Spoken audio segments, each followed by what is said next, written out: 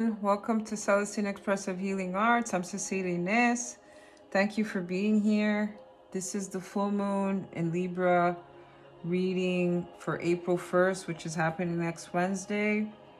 I've shared the April monthly energy update. I'll link that below. And I'm also going to link the new moon in Pisces, which happened on March 18th, because I feel like it's peeking in here with this receptivity card. We got that receptivity card for that reading. And if we're thinking about the lunar cycle, right, it's 28, 29-day cycle from the new moon to the full moon. This is kind of a culmination of that energy. So I definitely feel like it's connecting to this reading. But off the bat, I will say this was a complex spread to decipher. I always start with the tarot first. And since I pulled the receptivity card and we had gotten that one before, which is significant, I was like, let me just pull another card to see what's going on. And we got the flowering, which pairs perfectly with it. I'll get into that in a bit. We got the We Are the World card, which I think is perfect for today since I'm doing this on Saturday. What is it? Today is March 28th. I don't even know what day it is. I've been so busy. Today we have this, I don't know if it's global, but I know here in the US we have hundreds of people going out all over the different states for the No Kings March. I was fortunate to attend the one that happened last year here in the Bay Area, and I'll post some pictures, but I can't be there this time around, but I'm there in spirit, and I'm sending my power, my love, to all of you out there marching for peace and equality and against injustice. Let's do this together. So let's just dive in. Again, I'm going to try to keep this, on the shorter side, hopefully. No promises, though. So as I was saying, if in astrology, the new moon and the full moon cycle is called the waxing phase, that time in between, and which represents this 2-week period of growth and action and building momentum. The new moon signifies new beginnings. So back right in March 18th, we got this receptivity card. It was about planting these seeds of like opening ourselves up to receiving resources that we need, the support that we need, the love that we need. We got the Lover's card, whatever, the healing that we need, whatever it was. And now, again, and then it's also about setting intentions. And now with the full moon, that represents a culmination of whatever was going on in that 2-week period. It's also maybe illuminating something, and we've been talking about that too, about something coming to light, something being revealed. And it's also like maybe seeing some of the results, because this is flowering, right? Maybe we put those seeds in. It's not that it's flowered completely, because again, this is not just a one-time event. These are transits that happen long periods of time. But it's like a layer of that, seeing that now, some of those results, seeing some of that budding, maybe slowly budding up into, pushing these seeds are pushing through the ground up, and now we're seeing that kind of starting to bloom. Also, again, remember that this is like we're traveling in a spiral. And I find it interesting because we got this image here where, I don't know if you see, but it's metaphorically, this is the person's mind, inner mind, and you have this figure walking this spiral or this labyrinth almost of their own mind. And so that's what the cycles, these transits do. We keep moving in cycles vertically, forward and backwards, maybe revisiting things and then moving forward to a new cycle once we learn those lessons, once we clear those karmic contracts and and all that stuff, that then we move forward to a new cycle and we continue this spiral motion, almost like waves. A lifelong practice rather than this one-time thing. And we've talked about that too, about sustainability and longevity, and like whatever we're working on now, it's about is very connected to a long commitment that we're seeding now. It's a long-term commitment. And interesting enough, we have this water element here, right? This body's in water, even this flowering image, she's sitting on, it represents earth, but she's sitting on this flower and the flower's floating on water. So even connecting to this metaphor of waves, right?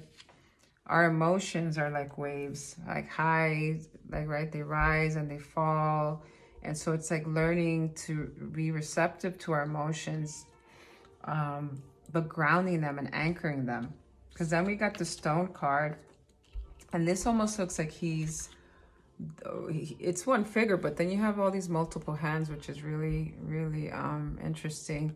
They're protecting this stone or this egg or crystal or gem or whatever it is, right? And anchoring it within, like, the positioning of it is interesting too, because it's like in right where the solar plex is located. So maybe I feel like maybe that's connected to that as well. And even this almost looks like an embryo or even like a seed or something growing in here. I want to talk about Libra, the sign of Libra, since this full moon is in Libra. So let's read a little bit about that as well. So Libra is the seventh sign of the zodiac. It represents the transition from focusing on the self to focusing on the other. Again, we see it in the spread here. We have the Lover's card, which is about this one-on-one partnership or relationship, this connection, but also on a grander scale, this is bigger connection to other people, to a collective, to a community, coming together. So it's like not only about us, it's about others in our lives and how our choices impact other people, right? It's a sign that represents, it's the only sign that's represented by an inanimate object, by the scale. And the scales represent justice and balance, right? And harmony and equilibrium. So there's something around this relational energy that's also about balance, right? Like reciprocity, give and take, because we have receptivity, right? Maybe we've been the one to always give, or maybe we're in a role that's constantly giving, right? A service role or something like that. And we're constantly, our output is just like constant. And we're always supporting others and giving others, and whether it be our resources or energetically, emotionally, holding space for others, and we have to stop and ask ourselves, are we receiving? Are we allowing ourselves to receive? Are we allowing ourselves to ask for the same level of support? Or are there imbalances within our relationships, whether they be work relationships, professional relationships, personal relationships, whatever it may be? So I think this is also mirroring that, where we have to reevaluate those things and make sure that if something's out of balance within ourselves or within our relationships, that we shift that we're able to correct that. Again, there's this protective energy, because even here, I put these at the end because I feel they're counterparts to each other. This is obviously a woman, a female, breasts, right, and all, and almost like she birthed this. I feel like she's holding the earth. That's another reason I put it in this last row. Like she's holding the earth. That's this feminine, protective, nurturing energy, divine energy, almost like holding us right now, all of us collectively. And then you have this more masculine looking figure that's also holding this object, this sphere of sorts. But then there's multiple hands here too. So it's like, again, it kind of connects to this We Are the World card, where it's like he can't do it on his own. And the palms up, it's almost like, again, receiving, palms up here. Wow, I didn't even notice that until now. You see that? And this too, arms up, palms up, right? It's about like there's a level of surrendering to some divine support and help, and also support and help of others, and working together. And we're working something out in our minds. Anyway, I'll get to that in a minute. So yeah, Libra is about relationships and bringing harmony to our relationships. Libra is also an air sign, which represents the realm of intellect and social connection and exchange of energies again. And that's this card right here. And the world, and this we are the world card. Right, social connections, exchange of ideas. Also, what I find intriguing is that Libra is ruled by Venus, and Venus is the planet of love and relationships and connection and intimacy. This is so fascinating. I love this stuff. And so it infuses this full moon with this appreciation for beauty and art and love and relationships and connecting and coming together. You know, it's also about sensuality and pleasure, and that came up with the monthly reading, I think, with all that fire energy and creative energy, about bringing that more in. And maybe it's that too, like protecting that part of you that's needing that right now, that sustenance of like making, if you're over functioning and you're, you know, I feel like I'm kind of running on fumes in a way. It's like the last few weeks of the semester, and that's the reason I can't go to the March, because I have a presentation I have to finish and submit tomorrow. And so I've invested a lot in this education, and so it's like I don't want to fail, right? But even so, it's like, fuck, I need to make time for pleasure and for fun and for beauty and things that sustain me and that nurture me and my soul. So it's like also making time, protect that. And I have been doing that more. I've been carving out more time. I've been setting more boundaries, you know, but that requires discipline too. It requires discipline. That's the interesting thing, that for more freedom and more liberation, it requires us to commit ourselves to ourselves, to our values, to what matters to us, and to do it with some level of discipline and devotion. And the monthly energy reading, the theme was devotion, devotional breakthrough, right? The way we're going to break through is by devoting ourselves to what matters to us, and to the relationships that matters to us, and the causes that matter to us. Sorry, I'm so tired. I'm like, can't even speak. So resting too, that's very nurturing. In order to flower, you have to rest. You have to, right? Flowers need water and sunlight and love. I talk to my plants, so maybe you need that too. You need some love. Maybe you need a hug. Maybe you need some, you know, there's a level of like that kind of like, even here you have flowers. Libra is a cardinal sign. It represents, tricky one, initiation of connections, the spark that starts a dialogue or a new partnership. So there is definitely the possibility of some new partnership, a new relationship, or multiple relationships, right? Becoming a part of some bigger group. So let us begin with the first row. We got as I said, we got the flowering card as to expand on this receptivity, which is a card that's reappearing.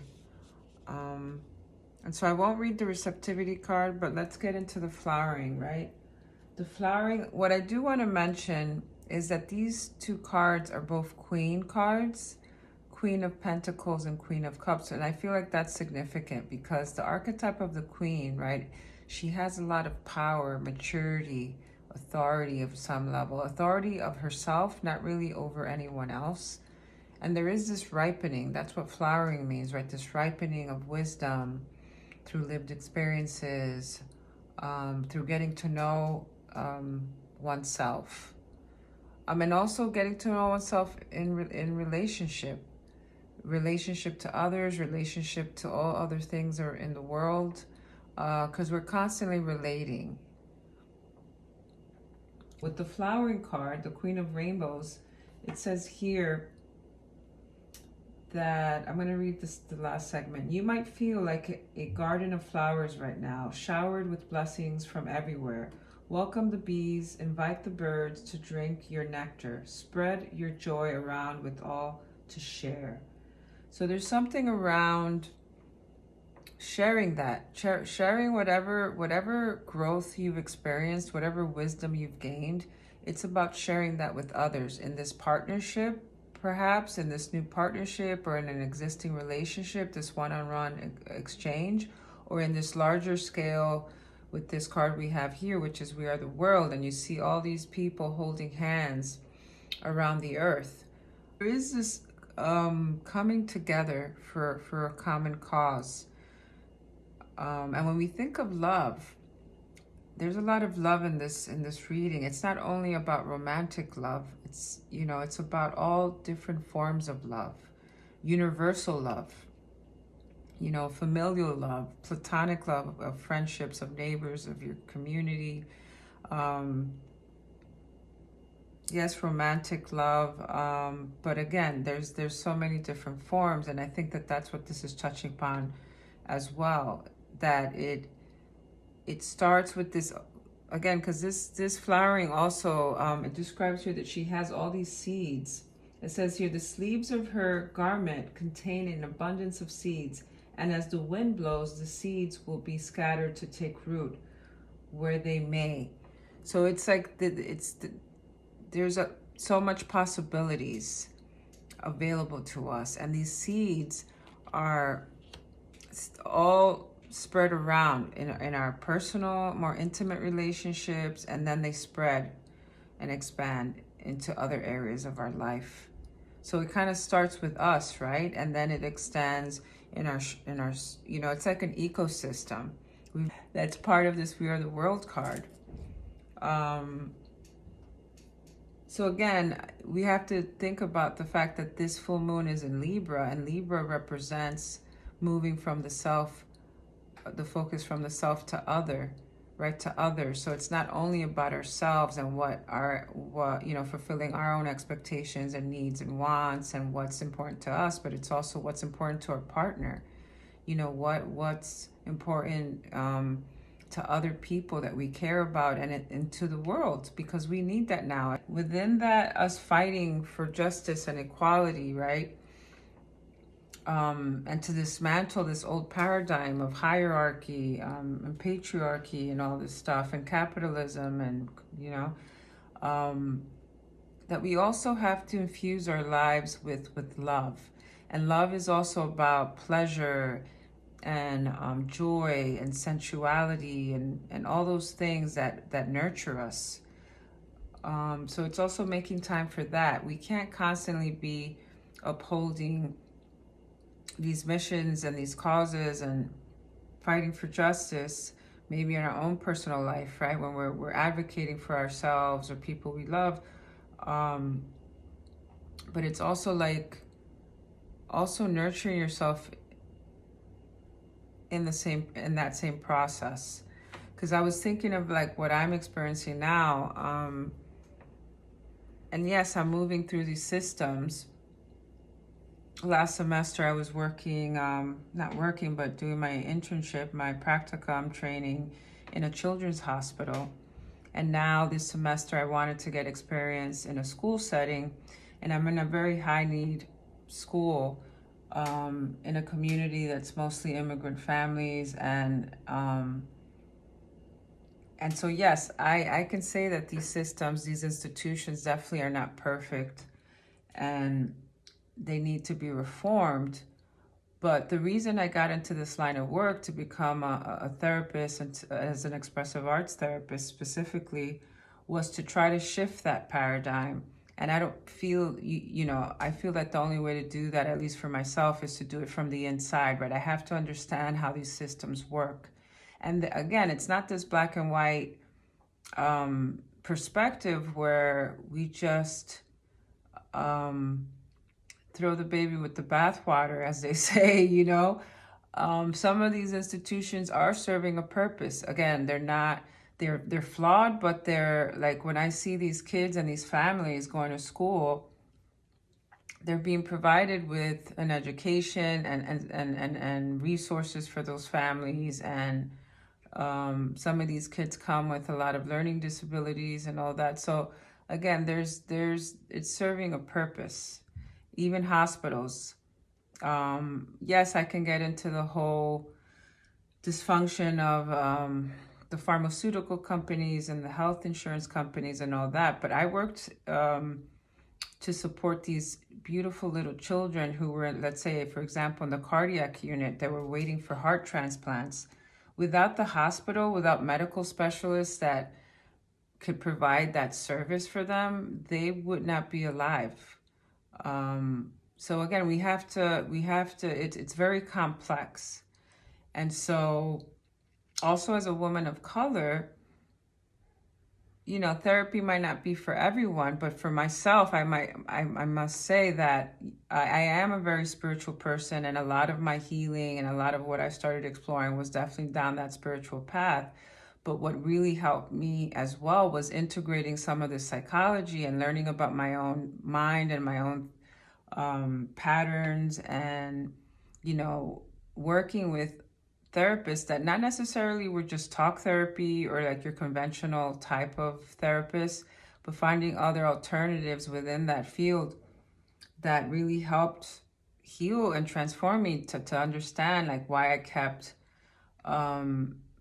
perpetuating the same suffering within my own life, you know, or repeating the same patterns and getting into these types of relationships, or even understanding my intergenerational trauma and understanding my relationship to my parents and my grandparents and my whole family system with my siblings.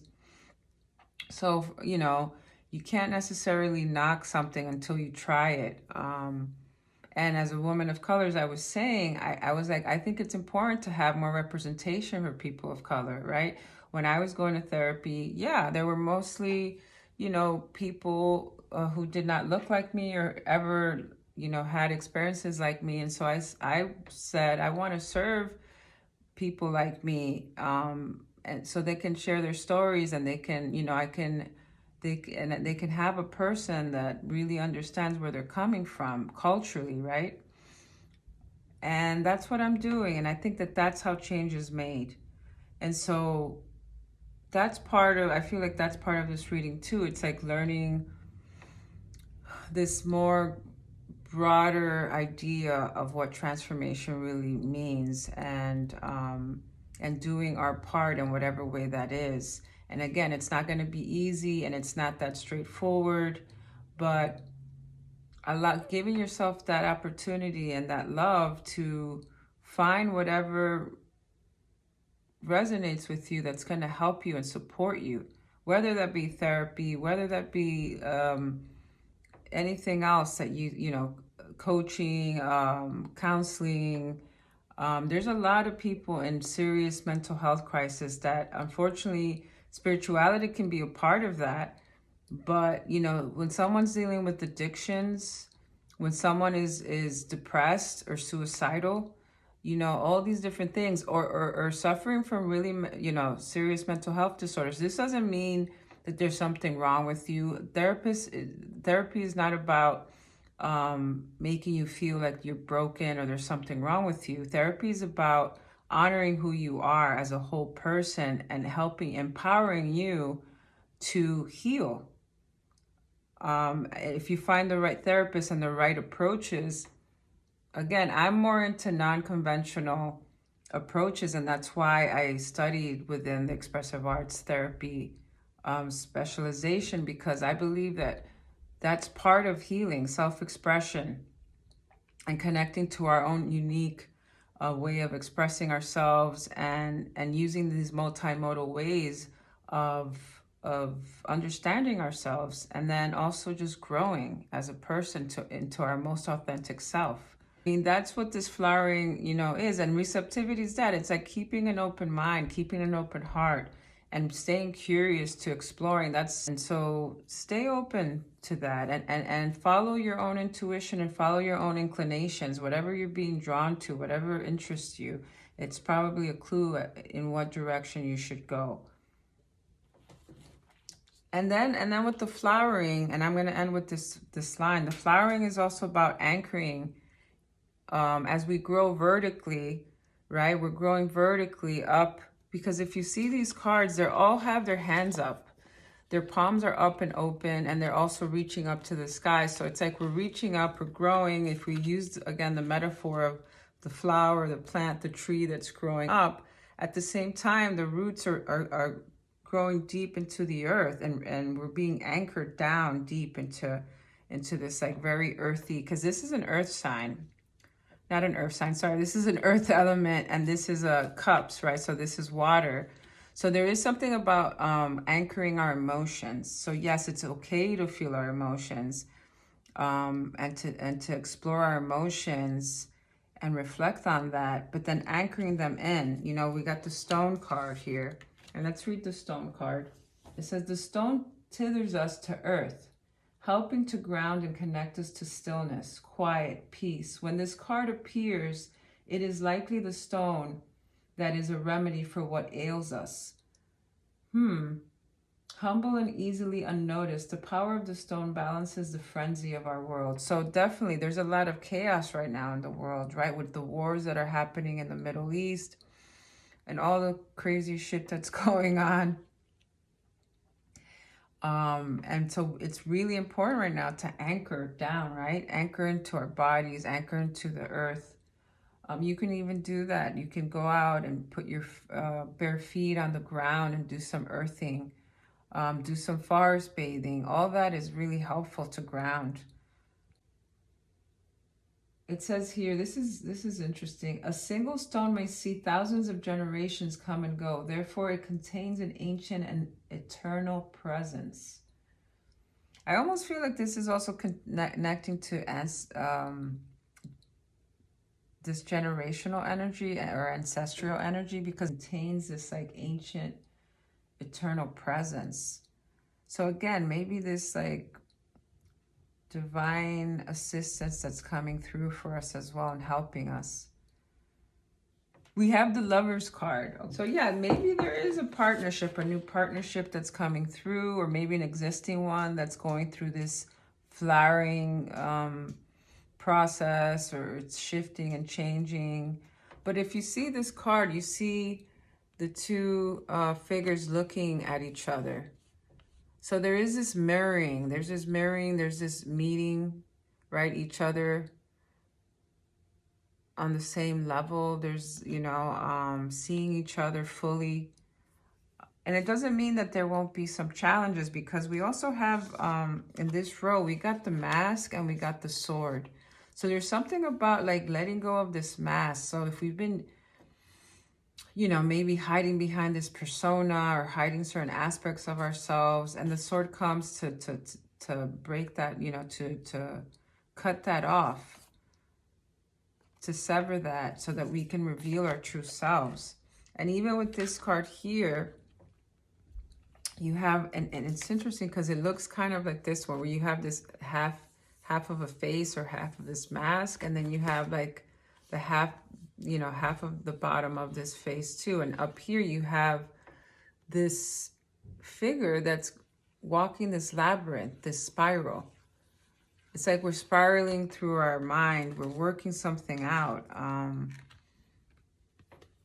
So it's not this linear path is what I'm saying. It's not linear. It's more of this spiral.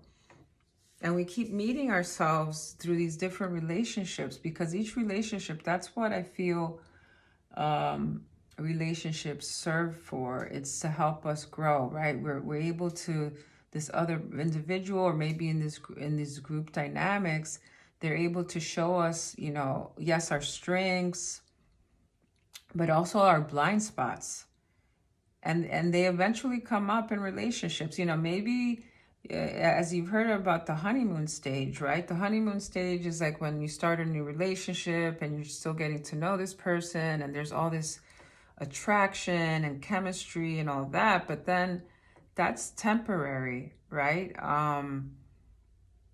Eventually you get to a point where you start getting to know the person more fully, and you start going deeper, and things are going to come up. People's patterns, people's history, people's fears, all those things are going to come up, and they're going to be mirrored through this relationship and through this other person. And so, because we got the truth card as well, the truth card is like something, you know, the truth wants to be seen. And we have to also be able to see ourselves honestly and see the other person honestly. And sometimes it's not easy, right? It takes work, it takes effort, it takes patience and compassion and understanding. And I feel like this is what this spread is also pointing to on a collective level as well. So maybe again, there's going to be this new partnership, this new relationship entering your life, or maybe it's not a new relationship, but maybe there's some healing that has to get done in a relationship. And maybe there's going to be an opportunity to have a deep conversation and communicate these things and come to some sort of resolution or some ultimate truth on how to move forward. And again, we're working through this internally. So there is some mental energy that's involved in this, right? We have this earth energy with the water, emotions are involved. And as I was saying in the last reading, alignment and integration is all about that, right? It's like, it's not only being depending on our intellect and reasoning, it's also integrating our emotions and our intuition and all parts of us, all different ways of knowing.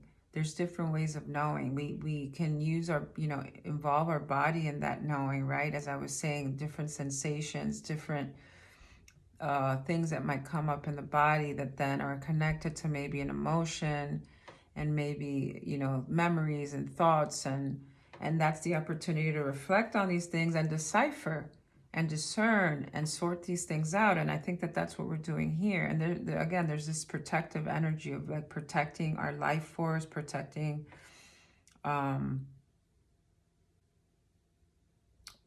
ourselves, something that matters to us very much. Maybe it is this relationship, maybe it is love, maybe it's our own self-respect, our own self-love that we're starting to nurture and take care of. And we also have to give that love to ourselves. So I also feel like this includes self-love. So we're on to the last row. And we got the We Are the World card. Beautiful card. As I was saying, aligning really well with what's going on in the world around us collectively and people coming together.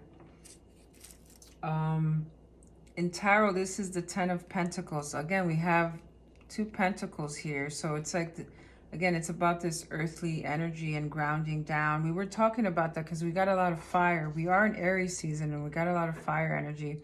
And we were talking about channeling that fire with some level of containment. And you see here, there's this containing, there's this like holding, there's this, you know, again, not acting with haste or rashly or impulsively, you know, because there's already a lot of that energy out in the world. It's again, anchoring that energy. But so it says here, humanity is depicted here as a rainbow of beings dancing around the mandala of the earth with their hands joined together in joy and gratitude for the gift of life. For again, it's like, yes, making room for joy and gratitude as well. As we fight the good fight, right? As we're out there fighting for justice and equality and peace, whether it be on a collective level, whether it be in our own lives, us advocating for ourselves. Maybe we're having to advocate for ourselves, again, at work or in some sort of imbalanced power dynamic. Maybe it's in a relationship, asking for, you know, our needs to be met, asking for support, asking for, you know, opening ourselves up to receive this love, this support, this nourishing energy. There is no clinging here, no grasping. This card represents a time of communication, of sharing the riches that each of us brings to the whole. So again, it's not only about us, it's about everyone else and every, you know, so our contribution, everyone else's contribution, and bringing that together. And that could be also a form of integration, right? We think of integration within our own lives and within our own beings, but then there's also like collaboration, which is a form of external integration, where we're bringing all these different energies and skills and talents and wisdoms and beliefs and all this stuff together. And Libra, again, is about social connection, and it is about communication, and to work through conflicts, and to have honest conversations. You know, you have to communicate. When there's a rupture in a relationship, the only way to work through that is to communicate, right? People can't read your mind. And so it's like talking things out, listening to the other person. There's a circle without fear of feelings of inferiority or superiority. That's another thing that I see repeated here. There's a lot of circular shit, like, right? We have a circle here, circle here, circle here. Even here in the mind, within a circle, there is no hierarchy, right? There's no one that's above you, that's superior, and no one's below, no one's inferior. Everyone's meeting each other in the same place equally. Everyone's on the same level. And maybe there is this level of reciprocity, and everyone being seen, everyone being heard equally. When we recognize the common source of our humanity, the common origins of our dreams and longings, our hopes and fears, we're able to see that we are all joined together in the great miracle of existence. When we can combine our tremendous inner wealth to create a treasure of love and wisdom that is available to us, we are linked together in the exquisite pattern of eternal creation. Beautiful.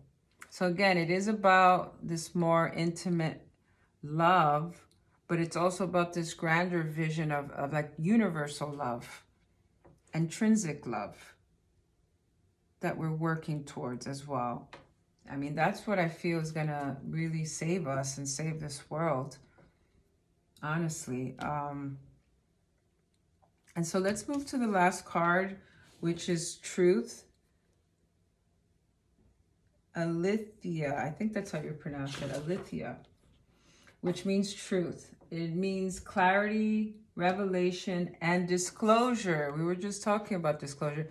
And when you look at the card, it reminds me of the yin and yang symbol. Again, it's like this balance. It's coming to this balanced equilibrium. Our soul recognizes the truth. When someone speaks it, a cool wave of relief washes over the room, and all the facts and figures in the world fall by the wayside. Such is the power of Althea. It has an undeniable resonance that goes beyond the rational. So it's not only about using the mind and the rational reasoning part of ourselves. It's also about anchoring into our emotions, as I was saying, right? Using all the different ways of knowing that we have accessible to us.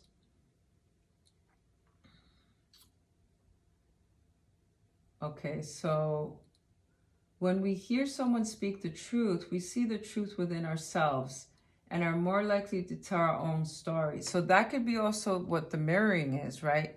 Like when you witness someone having the courage. I was yesterday, as part of my training, we were serving this beautiful event at the San Francisco Public Library. It's called Youth Speaks. And it was a poetry slam competition with all these beautiful teenagers and young adults. And a lot of the content from their poems, as powerful as they were was pretty serious, heavy stuff. And so we are there providing like mental health support. And like we set up this beautiful decompression space for them to come before and after their recitals. And I got to go in and see some of them, you know, perform. It was just powerful stuff. And that inspired me, right? Like they were going up there talking about a lot of, I won't mention it, but a lot of triggering things. And it made me think about like my 16-year-old teenage self. I was like, I wish I could have had that courage back then to channel all that pain and all that confusion and loneliness, you know, creatively through spoken word or through, you know, through art and stuff. And like, I am a creative, but I didn't get to that place until much later in my life, where I started gaining more confidence and more self-love in order to allow myself to express it. And which I feel like is part of this flowering. And it's like when you witness other people sharing their stories and being vulnerable, it inspires you to do the same, and it gives you the courage to do the same, right? And so maybe the mirroring is also about that, about like helping each other find the courage to be our authentic true selves, to reveal all parts of ourselves, even the dark parts, even the shadow parts, even the painful, vulnerable parts, even the parts we're scared to let other people see, you know? Oh my God, I'm getting emotional. The card requires us to step towards an act of truth. This might look like a conversation, a gesture, a poetic act. Oh my God, I was just saying that. Or a ritual that honors the unveiling of what's been concealed. Reclaiming your own truth is a way to reclaim your vital energy. Yeah, because you have to think, when you repress all that, you know, it's stifling. It starts weighing down on you. It dulls your mind. It dulls your spirit. So we have to let it out. We have to allow ourselves love ourselves enough to grant ourselves that freedom of expression, and to be witnessed and to be seen by others, or at least by someone, you know, that we trust, that we feel safe with. So reclaiming your own truth is a way to reclaim your vital energy, your health, your sense of belonging in the world, right here. Truth has its own wings, set it free. You know, the shadow aspect of this card is distortions, gaslighting, and excuses. Gaslighting. I also shared a reflection on narcissism, and we hear the word gaslighting a lot when we're talking about being with a narcissistic person. But we could gaslight ourselves too a lot of the times. You know, we can kind of not believe in our own truth, not believe in what we're experiencing. Like, again, it's like not trusting your own intuition. And so start slowly learning how to trust yourself, you know, with this receptivity, with you know, doing more practices that help you develop this self-love, this deep self-love with yourself, for yourself. And that then extends to others. I love this. This is so beautiful. I don't know, there's this tenderness in this reading. I had pulled these cards earlier in the first recording, so I'm just going to reveal them now. Integration card, which is about what we've been talking about. It says here, the frequency of integration supports our embrace of every aspect of ourselves, allowing what we perceive as positive and what we perceive as negative to harmonize in a balanced symphony of life. So it's like accepting ourselves fully. What you consider, whatever you consider negative, but yeah, just all of it. Yeah, we make mistakes. We're human. We've made mistakes. We don't always get things right. We're not perfect. And that's okay, you know.